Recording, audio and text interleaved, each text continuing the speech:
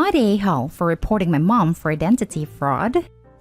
I, 24 male, and my girlfriend put in an application to rent a condo and found out my mom borrowed about $43,000 with my social insurance. I talk with a lawyer, and it tells me I can either report my mom for identity fraud, or pay it off, or declare bankruptcy. I confront my mom, and she begs me not to do it and just pay off the debt. I don't have anywhere near that money, and decided to do what the lawyer recommended. The lawyer told me that filling out a police report is not the same as pressing charges, but I'm still scared what might happen to her. We used to be very poor, and she used my social insurance to pay the bills and provide for me and my brother. This feels like I'm betraying her, and her and my brother refuse to speak to me. My relatives all stopped talking to me. Am I the a-hole here? Edit. People are asking me if my mom or family could pay it. I don't think so. My mom is on social assistance, and my family isn't much better off. My grandma has a house, but I'm not asking her to sell it. Also, my lawyer said a police report is just to get the ball rolling and clearing up the debts and recovering my credit. It doesn't include her name. Lawyer said providing a suspect is not necessary, but I'm sure if they tried, they would figure out it's her. My mom might face charges, but it's unlikely she would get jail time. People are asking why I shouldn't put the loans under her name. She's got terrible credit and has declared bankruptcy before, but I'm not sure when. I don't know if my brother has checked his credit. He blocked me on WhatsApp, Facebook, and his phone. To clarify, she probably didn't borrow $43,000. It's probably $10,000 to $20,000 that grew with interest, fees, etc. Now for the top comment. Not the a-hole. $43,000 is a serious sum. You could consider not doing it if she paid that debt off, if you were feeling okay with that solution. But it's unlikely to happen if everyone, including her, thinks you should be the one to do it. Do they think you're just going to pull that money out of a hat? There are always going to be feelings hurt because family. But is it what family would do? To put someone in debt by committing a fraud? Nope, nope, nope. She doesn't have the money.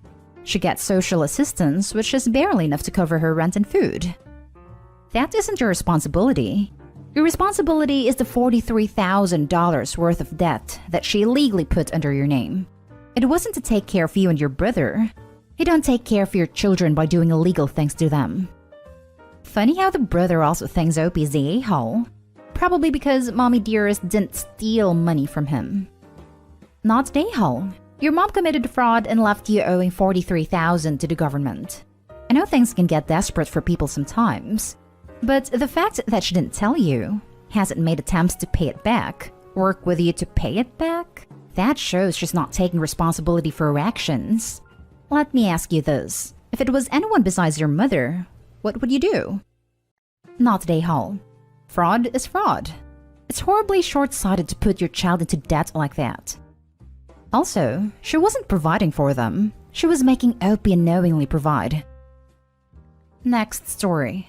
Am I the a-hole for locking my garage so my brother-in-law and sister can't open it without talking to me?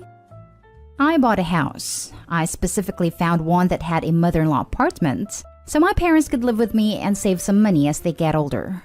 My sister's husband lost his job, and so I let them live in my house for almost 2 years while I lived in the mother-in-law apartment, so they could save and get back on their own. Well, after 2 years, they hadn't saved anything, and so I told them it was time to leave. They moved out last June. I moved back in upstairs, and my parents moved in downstairs in the apartment. My sister and her husband left a lot of things in the garage since they moved into an apartment.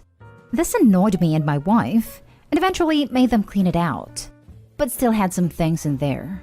Mostly junk in my opinion, but also some tools. They would always just show up and take and slash or leave stuff in my garage. Last week was the last straw for me.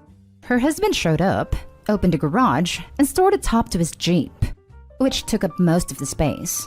No hello, no text, nothing. I felt disrespected. I changed the code to the garage and locked the side door from the inside. Today they showed up again to get a tool. I assumed they were visiting my mom. She told them to ask me to get into the garage, and they got really mad. They said they are family. It's their stuff. They shouldn't have to. I feel like it's my house, and while I would probably never say no if they asked to store something, But it's common decency to ask someone first. Even just send a text saying, "Hey, I'm dropping off something today." Not today, Hall. Your sister and brother-in-law sounds like moochers. I wouldn't give them the garage door code. Probably should also tell them they have until the end of the month to get their stuff out of your garage, or it'll wind up on the curb. They are moving into a house in 4 weeks, so I assume they will finally take all their stuff. That's good, but don't assume they will. Maybe drop a hint, like by telling them, "Now that you are getting your own place, you can get all your stuff out of my garage finally." Not today, Hull. It is time for them to take everything out and put it in storage. Inform them that they have 2 weeks to empty it out. After that, everything in there will be considered abandoned, and you will keep what you want and throw away the rest. I really thought this would be more controversial. I'm starting to not feel guilty at all about it. Not today, Hull. They don't live there, and they shouldn't have their stuff in your garage. You let them stay 2 years rent-free, and they show no appreciation and squander the opportunity. You've done enough for these people. Pick a date and say they have to come get their stuff on this day. All of it. After that, it's going to the dump. Not today, Hull. In my family, we all share. My sister has left her tires in my garage, and my parents have stored my stuff, and so on. Sharing our space is really normal in my family. We always ask permission first, and always let each other know when we will be picking stuff up.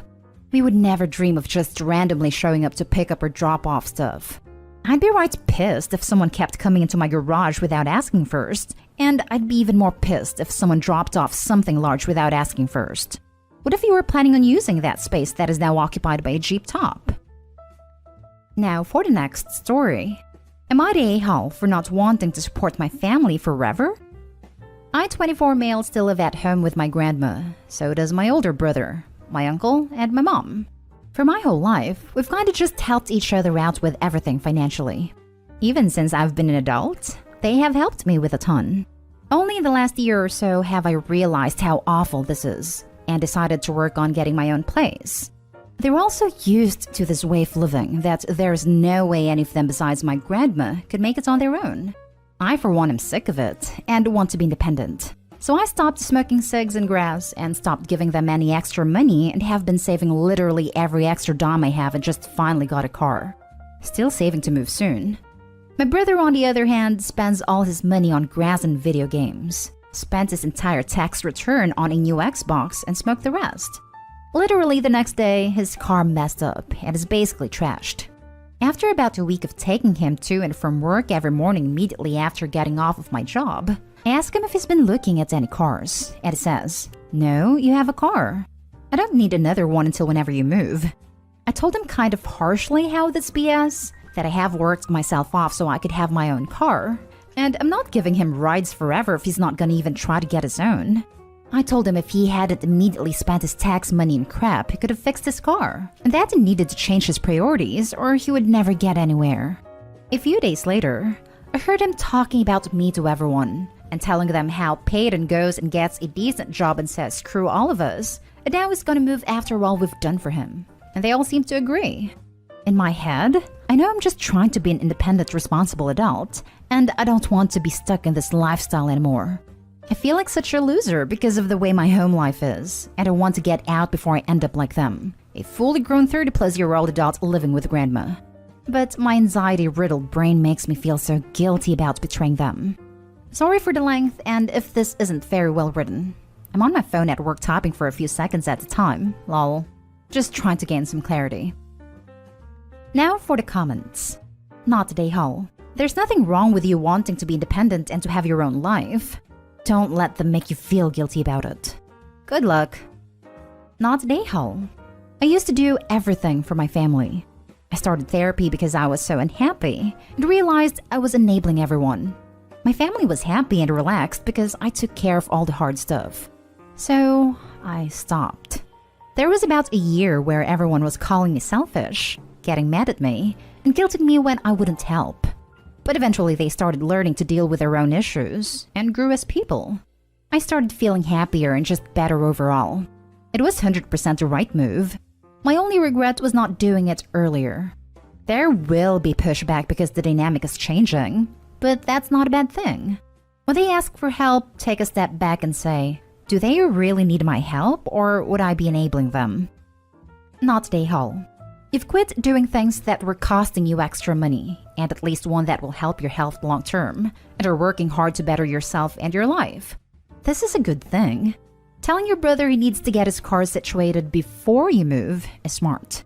It sounds like your family's happy where they are and how they live, and that's fine. Make it clear you're not judging. You just want something different. Not day haul. Since I come from this kind of family, I think you should become familiar with the phrase, crabs in a bucket. Not that I've ever had a bucket of crabs in real life, but supposedly they will not let any of the other crabs escape. And if one makes a break for it, they'll grab his little crab legs and drag him back down. Your family will be angry and resentful, and they will badmouth you and try to use propaganda like, family doesn't do that. And you have to develop a little healthy contempt for that kind of life in order to get the motivation to work yourself out of it and onto something better. He may try to convince you that you are betraying them or say that you're putting on airs, but really he is scared that one less salary in the house means that he will have to step up.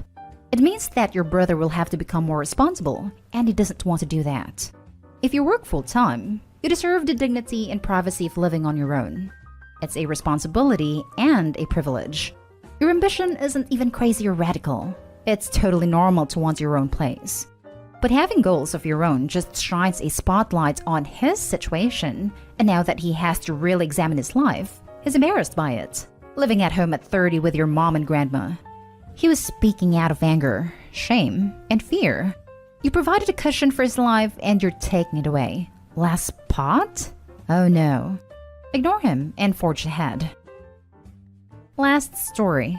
Would I be the a-hole if I told my roommate's mom that I won't be following her rules in my apartment? My roommate, who I'll call Emily, and I, both 21 female, are college students and will live in an off-campus apartment together. We split rents and utilities 50-50. I pay for my part myself, but Emily's parents pay for hers. Emily's mom is a bit overbearing and has a lot of rules for our apartment. The main one being that no boyfriend are allowed to sleep over, as it's against her religion. She specifically told Emily to have a talk with me about this subject to tell me this isn't allowed after we moved in. Emily doesn't care if I have my boyfriend over for the night, as she does it all the time without telling her parents. However, it strikes me the wrong way that Emily's mom feels like she can impose non-negotiable rules on me when she doesn't pay for any of my part of the bills. Today, Emily's parents are coming to visit, and I expect her mom to go over all of the rules that she sets with me.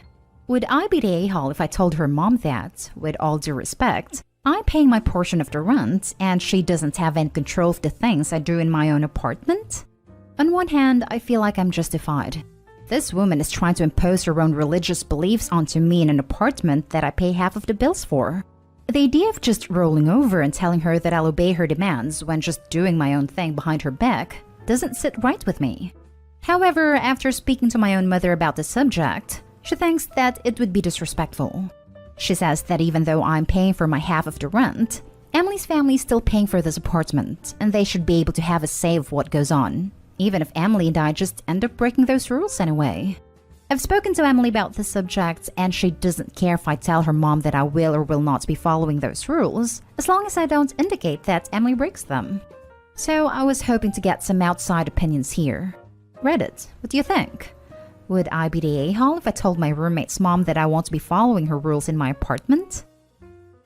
Not the a-hole. 1. She's not your mom. 2. She's not paying your bills. Tell her to buzz off. This is the only correct answer. Well, maybe Emily gets yanked from apartment and her life is worse. You have every right to tell the mom you won't be following her rules. But don't be surprised if you're looking for a new roommate soon after. Yeah, that's what I'm worried about too. I know it's tempting to tell them to buzz off, but I think it would be preferable for you and Emily to just grin and bear it through this visit, so you can get on with your lives when they leave. If they are that strict, I wouldn't be surprised if they required Emily to check in with them constantly, or force her to move if you just start dropping F-bombs. Not a a-hole.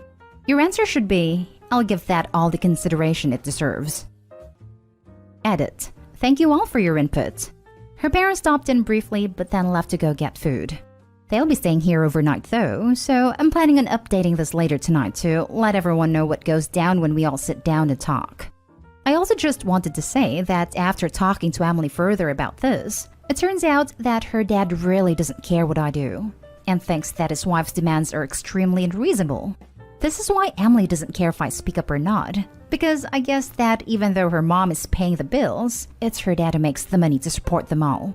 Emily says that her dad would never make her move just because her roommate doesn't follow traditional values, and even though her mom is a bit of a squeaky wheel, her words not mine, her dad makes all of the final decisions here.